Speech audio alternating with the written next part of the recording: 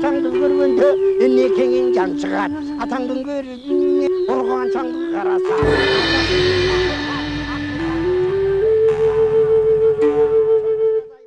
Assalomu alaykum урматтуу телекөрүүчүлөр. Кайрадан сиздердин назарыңыздарга башканы коюп Манастайт теле долбоорубуздун кезектеги чыгарышын тартуулайбыз. Бүгүн биздин студиябыздын коногу менен сиздерди тааныштыра кетейин. Белгилүү коомдук ишмер, мурдагы мамлекеттик катчы, жазуучу, публицист Дастан Исламович Саргулов агай келип отурат. Куш келипсиз агай.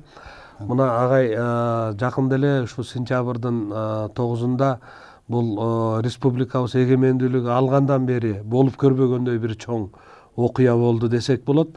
Себеби азыркы учурдагы президенттин жарлыгы менен комуз күнү деп белгиленди. Бул өзү негизи комуз кыргыз баласынын атам замандан бери келе жаткан бир индекстеринин бири да, улуттук өзгөчөлүктү белгилей турган индекстеринин бири катары карасак болот. Ал эми ошондой эле быйыл жайында сиз ушу комуздун 3000 жылдык бир мааракесин өткөздүңүз эле да, конференция кылып, улуттук консерваториянын баягы залында өткөздүңүз эле.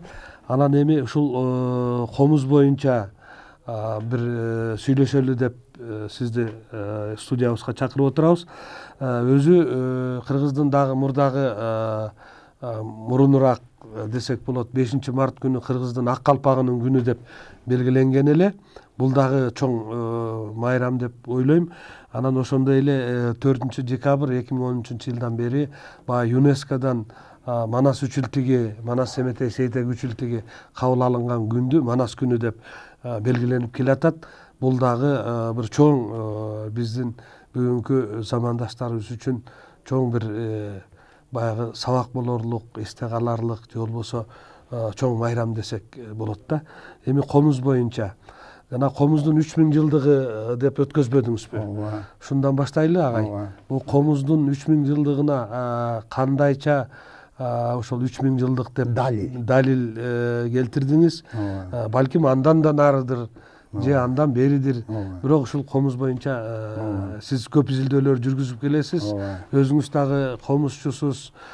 Сиздин дагы аткарууңуздагы бир топ күүлөр улуттук баягы телерадио компаниянын алтын корунда жазылганын билебиз. Анан ушул айтып көрсөңүз, комуз боюнча айтсаңыз. Демекке туура белгиледиңиз. Комуз дүйнө жүзүндө жалаң гана кыргыздарга таандык аспап. Мунун мааниси терең. Бөлөк аспаптар ар кайсы элдерде, улуттарда жүрөт, бирок комуз жалаң гана кыргызда бар.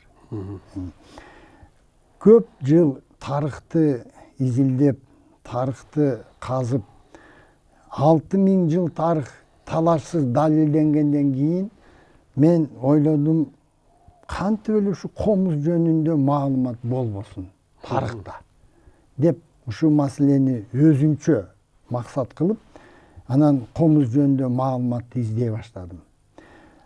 Бул абдан узун сөз, мен кыскартайын, себеби бизде чектелүү убакыт. Ошон үчүн муногу китептен баштайм. Бул окуу китеп жогорку окуу жайларга багытталган тарых жөнүндө.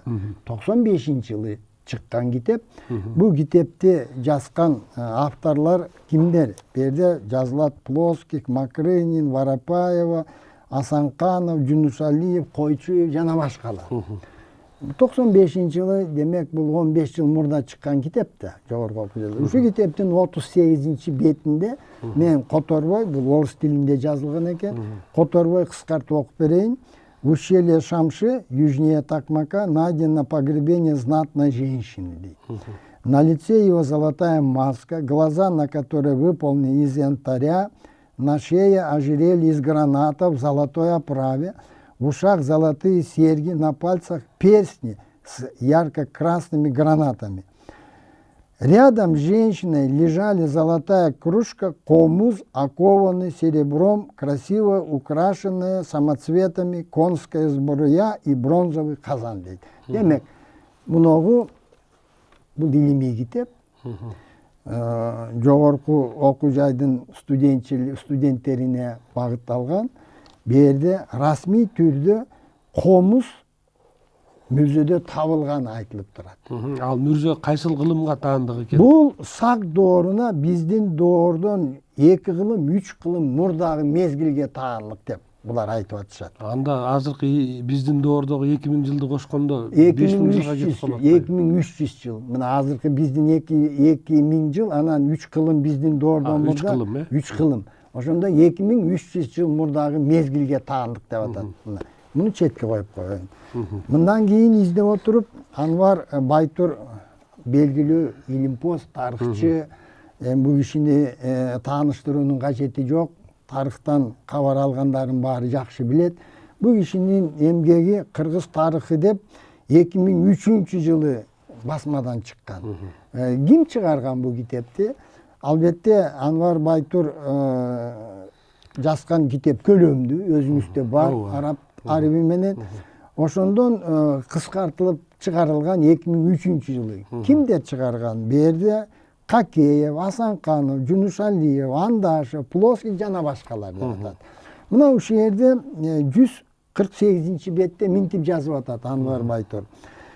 Комуз коомдук турмушта өтө чоң маңызга ээ болгон. Бул музыканы эр, аял, кыз, жигит жана ар кандай жаштагы адамдардын баардыгы күүгө келтиришкен дейт да.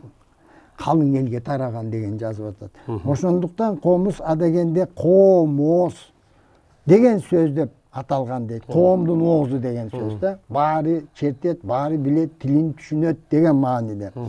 Анан минтип улап атат бул киши. Тарыхый материалдарга караганда комуз музыкасы жаңы эрадан мурун биринчи кылымдарда кеңири таркаганы маалым. Жаңы эрадан мурун 33-жылы Хан империясынын падышасы Хан Юэлди Ордо кенезектеринин бири болгон Ван Хапчун деген кызды уннулардын теңир кутуна падышасына узаткан.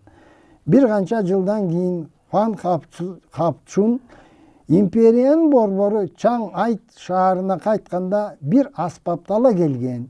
Конок ашында отурган бир аалым Ван Хапчундан бул аспаптын аты эмне деп сураган. Ван Хапчун бул комуз деп жооп берген деп жазып жүрөт. Бул Кытайдын тарыхый булактарынан алынган маалымат. Берде минтип жазып атат. Бир канча тарыхый маалыматтарда Энесай кыргыздарынын байыркы комуз карагайдан жасалган, ичке саптуу, сүйрү баштуу, кайкы моюндуу, 3 кылдуу, чарчы, мончок таккан аспап болгон деп мындай атат. Анвар Байтур кошумчалап атпайбы? Жапониянын атактуу музыка маманы Аясы Кенту Лин Чансан деген адамдын жазгандарына караганда, Жунгонун Тан империясы тушунда Жапония ортосундагы тыгыз маданий байланыштардын болгондугу менен кыргыз комузу ханзу музыкалары менен бирге Жапонияга барган деп жазып атат. Жапонияга жеткен деп атат. Жапондуктар бул музыкага өтө көңүл буруп, кыргыз комузунун негизинде Киото деген бир музыка аспабын ойлоп чыгарган. Киото деген сөз ошол кылдуу музыка деп түшүнүшүлөт деп жазып атат. Киото деп жазып атат. Буларда самисен деген аспабы 3 кылдуу, беренеси жок. Бирок сөөк менен чертет. Бул мына Анвар Байтур. Бул илимий эмгек, бул божомол эмес, бул талашсыз. Мындан кийин маалыматты Кытайда чыккан Түптүү эл деген китепте мен таптым бу жерде. Бул китеп Амантур Абдрасул уулуна таандык, өзүңөр барып алып келдиңер. Ушул маалымат бу жерде бар.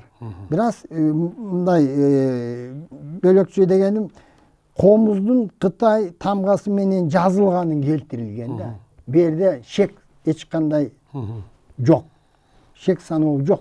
Бул ошо Кытай баягы булагынан алып туруп, ошондо кандай жазылганын жазган кошо. Ханзу тарыхый даректеринен алынган маалымат деп жазып атат. Мына жагы эле жана жыл санактан мурдагы 33-жылы жана Ван Жабжун деген кызды хуннулардын теңир кутуна күйөөгө берет, ал төркүлөп келет деген баарын кайталанып жазат, бирок бул жерде мынтип жазып атат. Комуз аспабы хан сулаласынан мурда эле кыргыздардан хуннуларга тараган, ал эми Таң сулаласы Кытай империясы. Таң сулаласы доорунда жазылган жаңы тааннаама кыргыздар санжырасы мына Кытай иероглиф менен бу жерде көрсөтүлгөн. Эч ким күмөн санабасын деп. Аттуу китепте кыргыздардын доолбас, чоор, баңдуулу, зыңгырама, шыңгырак деген музыкалык аспаптары бар экени, ошондой эле таң доорунда кыргыздар комуз аттуу аспапты тартуу катары таң ордосуна белекке бергени айтылат. Кийин таң ордосу комузду улут таңдын музыкалык аспабы катары Жапонияга тартуулаганы тууралуу баян бар. Жапониялык Лин Чансан мырзанын Чыгыш Азия аспаптарын иликтөө деген эмгегинде азыркы жапондордун тилиндеги музыкалык аспапты туюнчу куто деген сөз Таң сулаласында Жапонияга берилген комуз деген сөз экени, комуздун жапониялык улуттук музыкасынын ана башы экени айтылат дейт. Бу жерде мына толуктаптыр. Бул дагы талашсыз илимий булактардан алынган маалымат. Бул четке коелук. Төлөкан уулу аксакал муну китепти жазганы, бул араб арби менен чыкты, кириллицага оодарылды. Ушул жерде өтө кызык маалымат 31-бетте Алаш Баатыр баяны. Айтуучу Бактыбай Чеченден жазылган экен. Алаш жаңы эрадан мурун 460-жылдары туулуп 377-жылы өткөн адам деп так доорун айтып атат бу жерде. Бул 5-кылым, биздин доордон мурда 5-кылым 2500 жыл мурда болгон окуя. Мына ошол жерде баяндаганда агиши минтип жазып атпайбы? Ошол өткөн заманда жоргосу жолду бербеген, бул алаштын элине жоо беттешип келбеген, бейкүт жаткан кезинде шерине берип кунаан чаап, кыз келин салып селкинче комузчу чертип, комузун ырчылар ырдап, ырларын малчысы жойлоп, кырларын оюн күлкү тамаша ошондо кыргыз жыргадың деп жазып атат. Демек 5-кылым биздин доордон мурда комуз чертилгенин баяндалып турат. Бул талашсыз маалымат. Эми бул сөз түрүндө ал эми комуздун өзүнүн сүрөтүн таптык. Мына китеп, бул ошо китептин көчүрмөсү. 1948-жылы чыккан. Муну Эрмитаж чыгарган. Эмнеге чыгарган? Себеби согуш жылына карабай, кыйынчылыктын баарына кайыл болуп, согуш жылдары Алтайдагы 2-Пазырык дөбө мүрзөсүн археологдор казган. 2 жыл казып, тоң, муз тоңуп калган, абдан кыйынчылык менен музду ээритип отуруп, табылган буюмдардын баарынын мүнөздөмө, сыпаттамасы берилген мына жерде. Бу жерде калпак жөнүндө, көкөр жөнүндө, куржун жөнүндө, ала кийиз жөнүндө, шырдак сүрөттөрү бар турат. Бирок бизди бүгүн кызыктырган комуздун сүрөтү келтирилген бул китепте. Анын мүнөздөмөсү берилген. Комуздун калдыгын муздун ичинен алып чыгышкан. Ошол эл башчынын сүйөгүнүн жанында көп буюмдар коюлган экен. Жана айтпадымбы, көкөр сүрөттөрү бар. Көкөр, куржун, ала кийиз, шырдак, калпак баш кийим. Бирок мына 26-таблица деп мына комуздун сүрөтү мойну сынган экен. Мына оюлган, карагайдан оюлган. Мойну сынып калыптыр.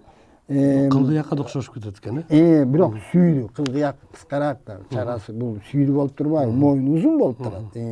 Чарасы кеңири. Анан тээрде кайышка кылдар байланган, үзүлгөн. Ошолор менен кылдуу аспап деп атпайбы бу жерде. Албетте археологдор комуз менен тааныш эмес, алар жазыптыр. Казактын домбурасын элестетет дептир. Бирок казактын домбурасында беренелери бар да. Бу жерде беренелери жок. Карагай коюлган, мойну узун аспапты табылганын мына мен айттым. Бул тарыхчылар биздин доордон 5-кылым, 6-кылым мурда, демек 2500-2600 жыл мурда ошо сүйөктүн жанына коюлган. Эми сүрөтүн көрдүк, мүнөздөмөсүн окудук. Бу жерде кеңири убакыт талап кылат, мен аны токтотуп эле коеюн. Ушул аспап 2600 жыл мурда эл башкарган адамдын сүйөгүнө коюлса, демек жаралган доору бир 3 кылым, 4 кылым мурда болгондур. Бери дегенде. Мүмкүн дөбө мүзөлөрдүн калгандарын казып атышат да, мурда казган, көңүл бурбай койгондур. Мүмкүн ошол табылгаларга дагы кайрылсак, комузду да табышыбыз ыктымал. Демек биз муну менен комуздун 3000 жылдык бери дегенде анык болуп турганы, а эгерде мүмкүн нары жагы 1000 жыл мурда табылышы мүмкүн, ыктымал деп айтсак болот. Бирок 3000 жыл талашсыз. Эми мурда жылы Германия мамлекетинин илимпоздору ошол пазырык дөбө мүзөдөгү коюлган сүйөктүн ДНКсын аныкташты. Аныктап жарыялашты. Ал R1A1 SNP Z293 болуп атат. Бул ДНК бүгүн жалаң гана кыргыздарга таандык. Атүгүл казак боордош туугандарга да таандык эмес. Бул жалаң кыргыздардын гана ДНКсы экени талашсыз илимий далилденген маалымат деп айтсак болот да. Демек бу жагынан дагы ошо дөбө мүрзө кыргыздарга таандык, жанагы Шырдак, Куржун, Ак Калпак жагынан да, бирок комузду көрүп турбайбызбы? Ушул кыска маалыматтар мен чечмелеп убакыт албай эле коеюн. Талашсыз комуздун бери дегенде 3000 жылы анык болуп турат. Демек, ушу негизи биздин элибиздеги бир кутубуздун бири катары болгон эсептелген комуздун бир жактагы эле тарыхы бир 3000 жылга барат экен. Бул далилдүү болуп атат. Эч ким муну жокко чыгара албайт, эч ким талаша албайт. Мына быйыл ушул президенттин жарлыгы менен 9-сентябрь комуз күнү деп жарыяланып отурбайбы? Бул дагы биздин коомчулукта баягы мындай үстүрттөн гана белгиленип калгандай туюм калтырып калды. Албетте мунун улуттук филармонияда жыйын болду, бирок жалпы жамы журтка жетпей калгандай сезим калтырып атат. Ушул боюнча эмне иш кылышыбыз керек деп ойлойсуз? Жакшы суроо. Шашылыш болуп калгандай болду да, себеби жарлык чыккандан кийин 2 айдан кийин эле 9-сентябрь болду да. Бул жалпы элдик мамлекеттик иш-чара албетте көп убакытты талап кылат. Эгерде тарыхка кайрылсак, мына биз бала кездеги доорду эле мына кечээкү мезгил кыргыз элинде комуз кеңири тараган аспап. Муну Анвар Байтур жазып атпайбы? Биз эмнени көрүп калдык? Ар бир үйдө комуз илинип турчу. Ар бир үйдө болбосо дагы экинчи үйдө ошо комузду шыңгыратып, кыңгыратып, бир чала була кайрыса дагы күү чертип, же болбосо обондорду коштогону бул катардагы көрүнүш эле да. Түбү эмнеде мунун? Ата бабаларыбызда терең ишеним болгон. Комуз кармаган, комуз уккан адамдын өмүрү узун, жаны бекем болот деген ишеним күчтүү болгон. Ошон үчүн ар бир үйгө чертпесе да комузду илип койгон, жана үй комуз деген комуздун түрү, үй комуз деген. Анан биз тарыхка кайрылсак, белгилүү комузчулар, атактуу, даңктуу комузчулар көбү 80ден ашып дүйнөдөн өткөн. Ыкемди айтсак болот. Эми Карамолда Аксакал ал тиги өтүнөн алды туура эмес дарылап, ошол жерден жарылып кетип өтүп кетти да. Болбосо калган аксакалдарды, комузчуларды алсак, булардын өмүрү узун болгон. Эми мунун түбү, негиздүү себеби мындай да, азыр дагы ар кандай илим менен айтканда стресс, же болбосо депрессия деп атпайбы? Мына маалымат боюнча Россияда 25 миллион адам такай депрессия дейт. Америкада 50 миллиондон ашык адам такай депрессияда болот. Биз деле азыр көрүп атабыз да. Турмуштун айынан депрессияга учурап, ар кандай дарылануунун үстүндө жүргөндөр аз эмес да. Муну түшүнүктүү. Кыргыздар минтип түшүнгөн. Жан дүйнөнүн тең салмактуулугун жоготкондо, ошондо депрессия орус тили менен айтканда же болбосо кыргыз тили менен айтканда мына жаным жай албай турат, жай таппай турат дейт. жай таппай турат, жаным тынчыбай турат, жаным жанчылып турат, жаным ооруп турат деген сөздөрдү угабыз да. Ооба. Мына ошол абалдар жанагы нерв психика жагынан жан дүйнө тең салмактуулуктан чыгып кетип, ар кандай шарттарга байланыштуу чочугандан, корккондон же болбосо бир немеге кеселге учурагандан же кырсыкка учурагандан, аттан кулагандан же кечүү убагында суу менен агып барып аман калгандар же аңчылык кылып туруп жапары жырткыч жаныбарлар кол салгандан ар кандай себеп менен көп депрессияга, стресске учураган абалдар болгон. Эми ошондон кантип кыргыз чыккан? Жанагы тең салмактуулукту жоготуп койгон, тең салмактуулуктан чыгып кеткен жан дүйнөнү кайта калыбына комуз, музыка дүйнө же болбосо окутуп, же жүрөгү түшүп калыпты, жүрөгүн көтөрүш керек. Анан ушул жерде дагы бир нерсе бар да. Жанагы ар бир үйдө комуз турганда ошол балага тиштетип комуздун башын анан чертип атпайбы? Ошондо да баланын жан дүйнөсүнө бир кандайдыр бир ыргактар, ошол үндүн ыргак аркылуу бир мындай таасир берсе керек. Анан дагы бир нерсени мен мурдагы энелерден, чоң энемден уккан жайым бар. Баягы илгерки заманда жоокерчилик заман болгондо, баягы жылкы тийгенде же болбосо душман келгенде келтек менен башка чапкан. Башка чапканда сотрясение алган. Анан ошол сотрясениядан кетириш үчүн дагы комуздун башын тиштетип черткен экен. Же болбосо ооз комузду тиштеп туруп черткенде баягы микровибрациялар болуп, анан мээнин чайкалуусу ордуна келген экен да. Таза жок болгондо электи тиштетип туруп анан электи чыбык менен чапкан экен да. Мындай да, азыр илим ушунун сырын четин өздөштүрө баштады, сырын ача баштады. Көрсө, комуз аспаптын добушунун жыштыгы күүлөр болобу, оундор болобу, табияттын добуштарынын жыштыгы менен төп келет экен да. Табияттын добушу бул эмне? Бул шаркырап агып аткан суу. Мына адам баласы шаркырап аккан суунун боюнда кечки отура берет, тажабайт. Тажабайт. Отурат, рахаттанып отурат. Жан дүйнө тең салмактуулукка келет экен. Же болбосо жамгыр жааганда кандай добуш болот? Же болбосо шамал болобу? Же болбосо дагы мына чымчыктар сайраганы, куштардын, анан кийин мына жайлоодо жайында канча добуш бар, чебирткелердин, жандуунун баары, жылкынын кишенегени, уйдун мөөрөгөнү, койдун маараганы баардыгы. Табияттын өзүнүн добуштарынын жыштыгы кайсы бир чектелген өлчөмдө мына комуздун добушунун жыштыгы төп келет экен да. Көрбөйсүзбү? Мына комуз менен анча мынча сакайып кеткен балдар же болбосо оорулуу адамдарга жардам берди деп угуп да калабыз, окуп да жатабыз тарыхта. Күндө ошол комуз менен дарыладым деген дагы түштүктөн бир Темирбек деген жигит жүрөт. Мына ошо дарылап жүрөм депчи.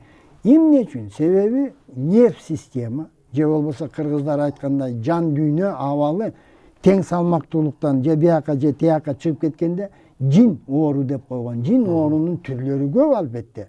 Айыкканы бар, айыкпаганы бар, жаңы эле ушуга учурап калганы бар. Жанагы жеңил депрессия деп коет экен доктурлар азыр. Же оор депрессия, создугуп кеткен депрессия, стресстин азабынан чыгып атат да ушунун баары. Демек биздин ата бабаларыбыз муну жөн эле урунбай, мунун сырын билгендер да болгон. Ошон үчүн комуз күүлөрү менен ал убакта мына азыр стресс болгондо айрымдары ичет. Айрымдары чылым чегет. Кээ бирлери наша, наркотик деген жанагы жаман нерселерге, баңги заттарга. Кыргыздар тоонун шартында ичкиликке жол берген эмес. Тамеки тартуу мүмкүн эмес эле, кислород жок да, гипоксия, тоонун бийиктигинде дем алганың кыйын, өйдө ылдый жүрөсүң. Демек, чылым чекпесе, арак ичпесе, анан жеңил алкоголь бул бозо менен кымыз жетиштүү, дененин муктаждыгын камсыз кылган жетиштүү. А бирок мыногу табияттын өзүнүн таасирине баалап, билип, билбей ошол жан дүйнөнүн жыштыгы менен тең салмактуулугун ушу мыногу музыка дүйнөнүн жыштыгы менен, табияттын добушу менен, мисалы айтып атпайбы, ооруп калсаң да суу бойлоп баскын, шаркыратмага баргын деп атат. Демек, анын да добушу бар да. Муну бабаларыбыз турмуш тажрыйбасынан алган окшойт деп мен божомолдойм. Мен бир 84 жаштагы комузчу аксакал менен сүйлөштүм да. Анан ал киши айтат, жанагы бүгүнкү күндө чертилбей калды жинди күү деген. Ошону билем дейт. 53-жылы армиядан келаткам дейт. Анан бир жигит жабышты дейт, ушул күнү чертип бер деп. Анан поезддин ичинде келатабыз дейт. Мен чертип атам дейт, ал бийлеп атат дейт. Баягы бийлеп, анан кийин мен комузду баягы чертип турган көмкөрөсүнөн жаткызып койдум дейт. Ал ошо көмкөрөсүнөн кулап жатты дейт. Анан Фрунзе ал убакта Фрунзеге келдик дейт. Поезддан түшүп, эметкенден артыман калбайт дейт. Эми жандырмагын черт, болбосо өлүп калам деп. Анан кийин жандырмагын чертип бердим дейт да. Ушундай комуз менен дагы адамга ушунчалык таасир берип, жанагы адамды шалкылдатып, бийлетип. Бизде жана 24-жылы баягы жазылган Каркырадагы бир малчылардын тоюнда жазылган бий бар го. Ошондо комуз менен черткенде ошол өзү эле ошол ыргак менен бийлегени. Ушул нерселердин бардыгы чынында биздин ушул комуздун касиети, комуздун адамдарга болгон таасири, адамдын аң сезимине, жан дүйнөсүнө болгон таасири экендигин далилдейт экен да. Эми биз ошого жаңы көз караш менен ошол жоготуп бараткан, жоголуп бараткан улуу мурасты кайта баалап, мына жөн жеринен быйыл комуз күнү деп чыккан жок болуш керек, президенттин жарлыгы. Бул элибизге керек. Баарыбызга керек, балдарга керек деген мааниде. Албетте, сиз туура айттыңыз, быйыл чукулураак болуп калды, жарлыктан 2 айдан кийин эле белгиленди. Эмки жылга даярдык иретинде биз жана Ыбырай Тумановдун алтын комуз төш белгисин баштабадыкпы. Деле ушундай көп иш-чаралардын бири болот деген үмүттөбүз. Себеби Россиянын окумуштуулары 2 жыл мурун бир илимий ачылыш жасашты. ДНК, адамдын ДНКсы.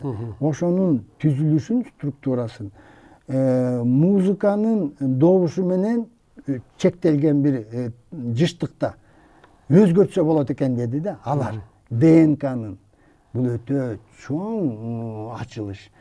Музыканын таасири менен ДНКнын өзгөртүп, адамдын ден соолугун, адамдын кыялын, мүнөзүн өзгөртсө болот деген ачылышты жасап атат Россия. Ошон үчүн биздин ата-бабаларыбыз деги эле музыка дүйнөсүнө көп көңүл бурган. Себеби ал убакта базар экономика жок, ал убакта бийлик мансап жок.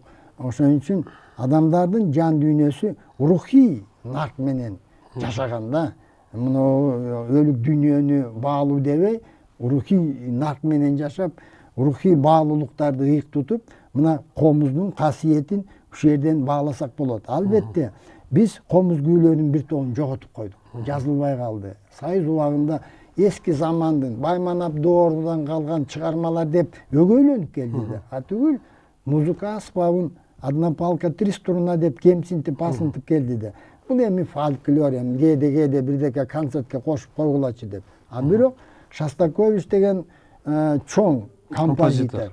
Ошол киши Кыргызстанга келип, Чолпон Атага барып, машиненин үстүнө пианинону коюп, калың элге өзүнүн симфонияларын ойноп, Ыбырай Туманов аксакал а кишиден кийин чыгып, ошол эле машиненин үстүнө отуруп, 1-2 кара күүлөрдөн черткенде, өзүнүн күүлөрүн дагы черткен экен.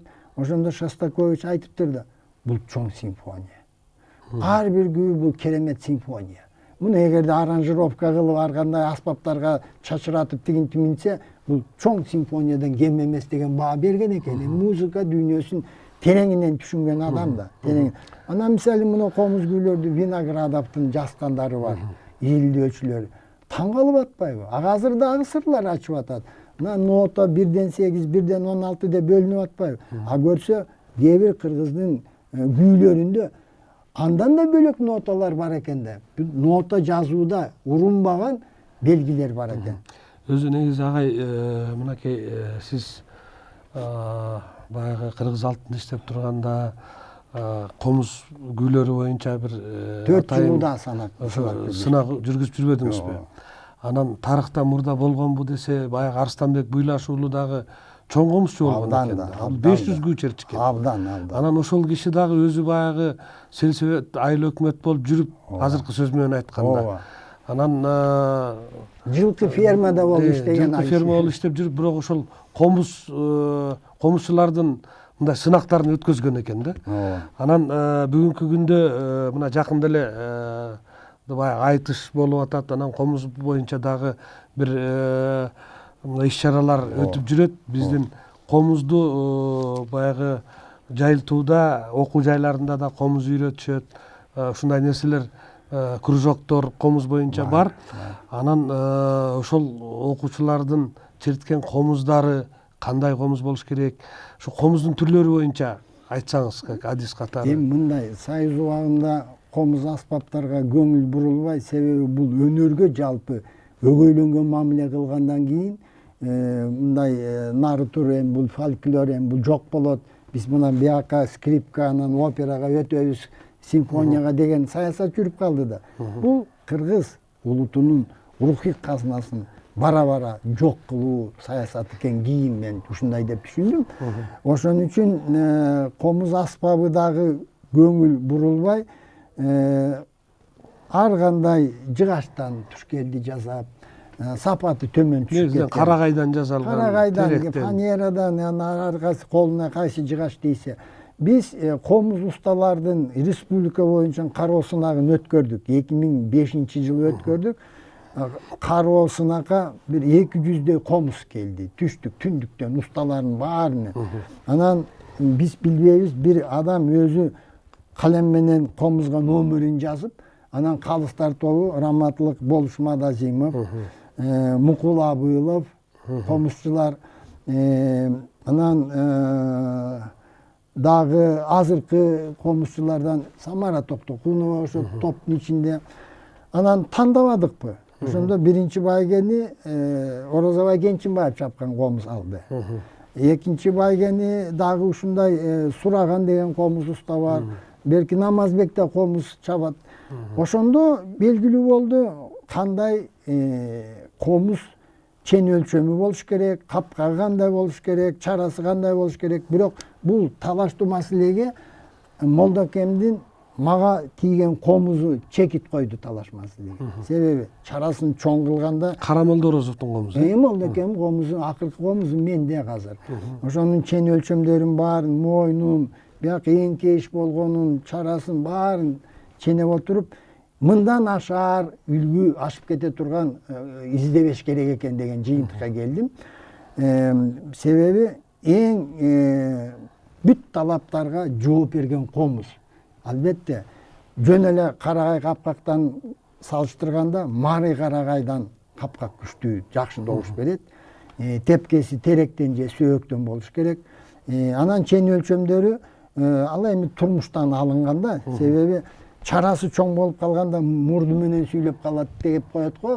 Кээ бир адамдар мурду менен сүйлөйт. Ал так сүйлөбөй калат экен. Добушу чоң, мындай катуу чыкканы менен тили так болбой калат экен. Домбураныкындай болуп калат. Ушундай болуп, мындай мурду менен сүйлөгөн адамдай болуп, комуз так сүйлөбөй калат экен. Кара күүлөргө мындай үстүртө келет экен да, өзүнүн жеткисе деңгээлде добуш алып чыга албайт экенсиң. Мына ушундай изденүүлөрүн баары дагы табигый нерсе болду. Ошо жакшы аспап жаралсын деген тилек менен. Бирок кийин мен айттым усталарга, эми Молдокемдин комузунан ашып кеткен комузду силер чаба албайсыңар, чапсаңар мына ушул эле чен өлчөмдө чаап жүргүлө деп. Азыр музыка аспаптарда айып жок.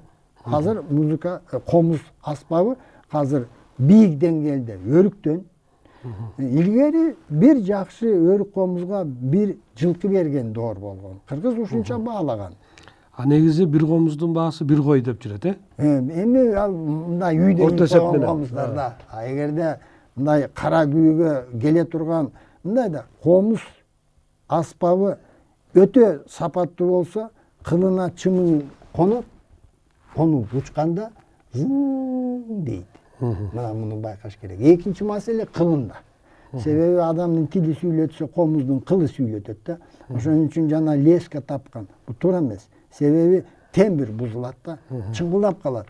Чыңкылдагандан кийин таасири мурдагыдай болбойт. Ошон үчүн ичегиден Ичегиден. кеткут кылып неме чыкканда Жандуу нерсе да, жандуу нерсенин материалы болуп атат да ичегиден. А леска болсо химиядан жасалган да. Мен көп изденип гитаранын нейлон кылдарын да таап көрдүм, бирок ичеги кылга жетпейт экен. Ичеги кылга жетпейт. Анан дагы бир маселе, ортоңку кылын молдокем фа диезге бурайт экен. Демек өтө бош буралат экен да. А эгерде катуу бурап койгондо таасири мурдагыдай болбойт, жакшы болбой калат экен. Анан УБКМдин быйыл биз кеңешип отуруп, жана Кыргызстан улуу мурас жобого ылайык муногу төш белгини иштеп чыгып, ушуну Ыбырай Туманов алтын комуз деп сынак жарыялап атпайбызбы? Биздин максат УБКМдин күүлөрү кеңири четилсе, кеңири элге жетсе. Бул киши өз убагында саясий көз караш менен жакшы бааланбай калды. Эркек баласы жок, анан эркек бала көрөмбү деп токол алган, анан баягы көп аял алууга катуу каршы. Сайыздын убагында катуу болчу да. Катуу саясат болду. Анан ошон үчүн бир аз саясатка дал келбегенден кийин бааланбай калды, аты чыкпай калды. Биринчиден күү жаратуучу комузчу катары акыркы 2 кылымда тең жок, УБКМ тең жок комуз. Анан ушул комуз өнөрүнө дагы бир алдыга 1-2 кадам жасап, анан кеңири жайылтууга өбөлгө болобу деп ушундай төш белгини коюп атабыз. 3-4 баскыч менен комузчуларды сынап, негизи өнөр утсун деп атабыз да. Бул сыйлык ушул 20-жылдагы 9-сентябрда комуз күнүндө тапшырыла турган сыйлык. Ошон үчүн.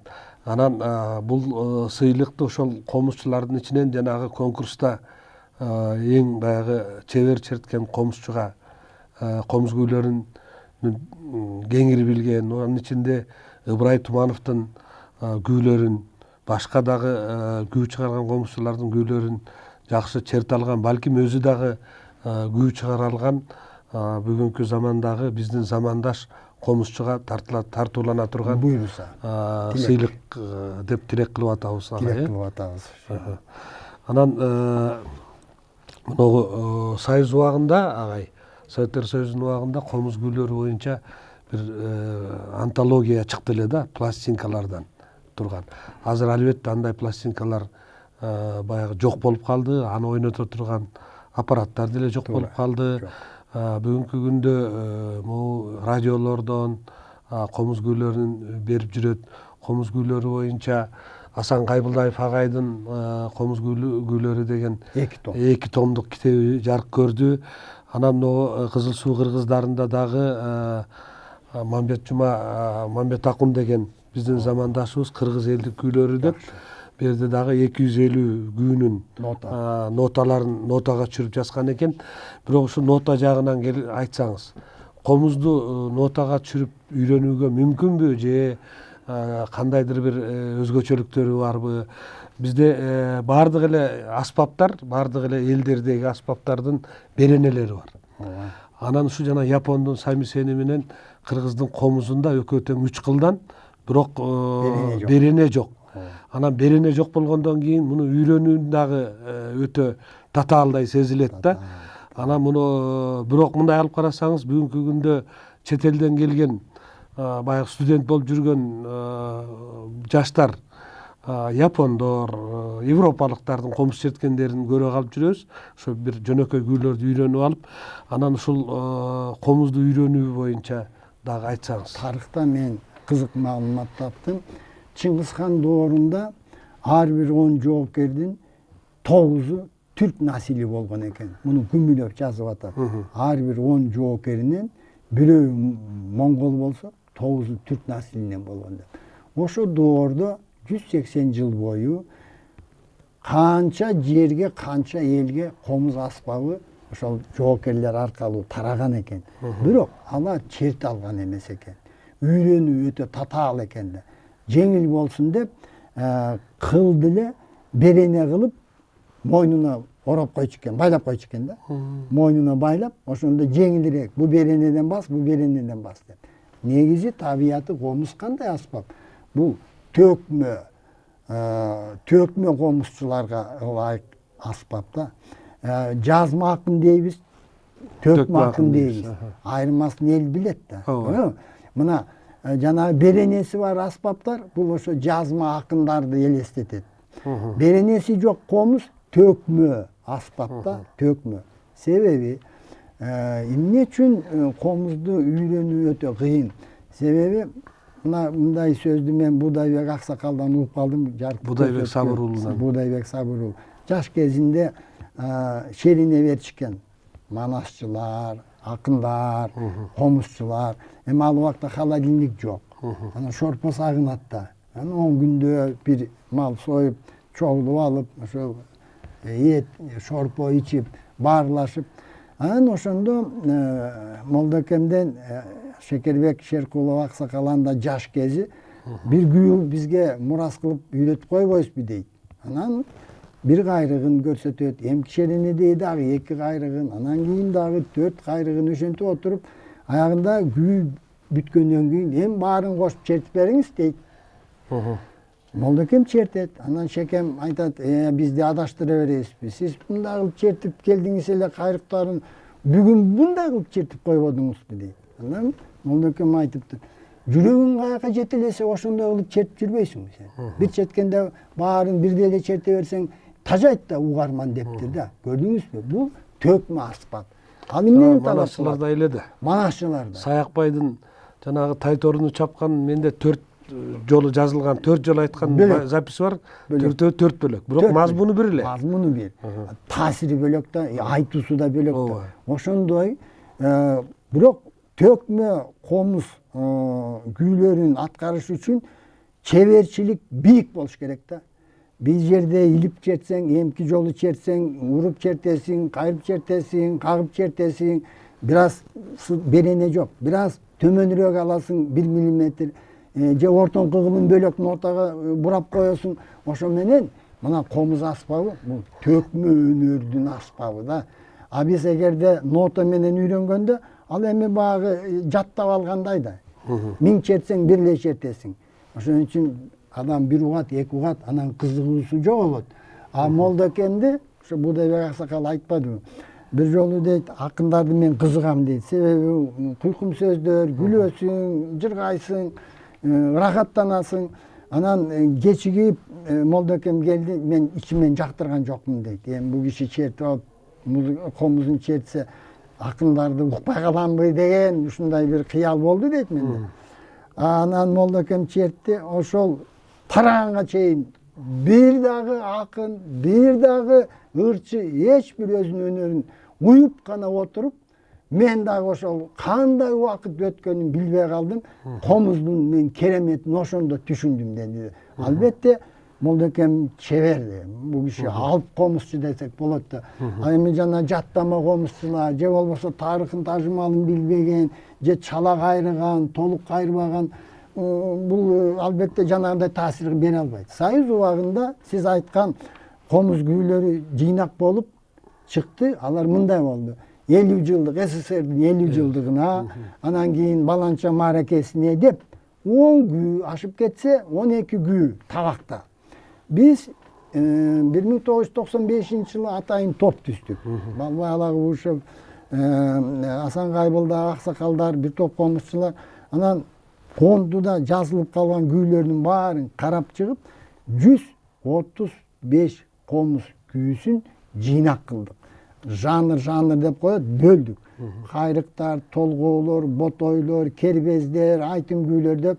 Анан ар бир күүнүн кыскача тарых таржымалын айтып, анан эң үлгүлүү чертилген күүлөрдү жыйнакка. Эгерде тынбай уксаңыз 7 саат 30 мүнөт угасыз. Ошол 5 анда жанагы лента, магнитный лента кассеталар, ошол 90 мүнөттүк кассетанын 5-өө толду. Биз депутаттарга бердик, айрымдары тиги эмеге нускага сатыкка коюп коюшту, түшүнбөгөн же баалабагандар.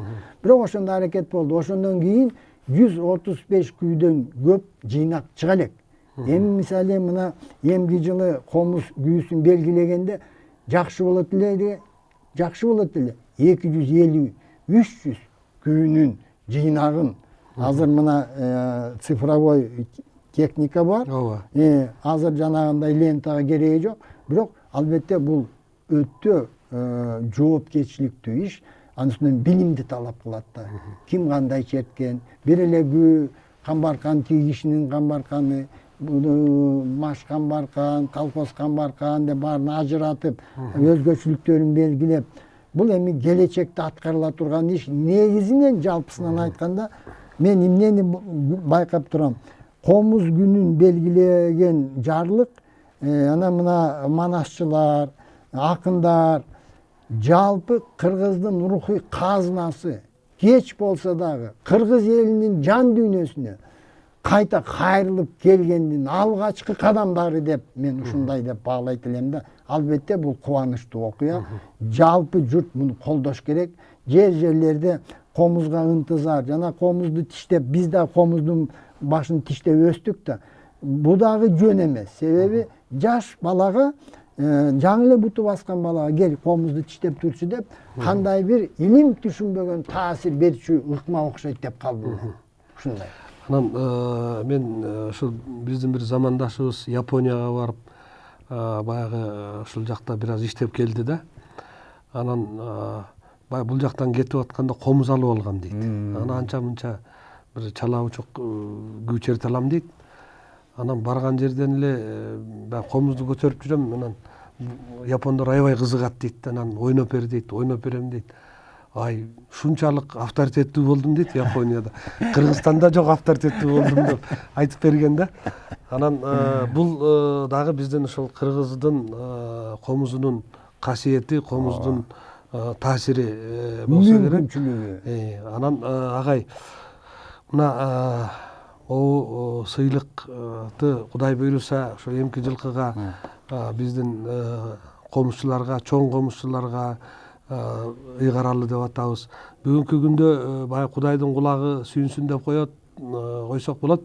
Жана Закирбек сыяктуу, Закирбектен кийин да чыккан мыкты черткен кыздарыбыз, балдарыбыз чыгып атат да.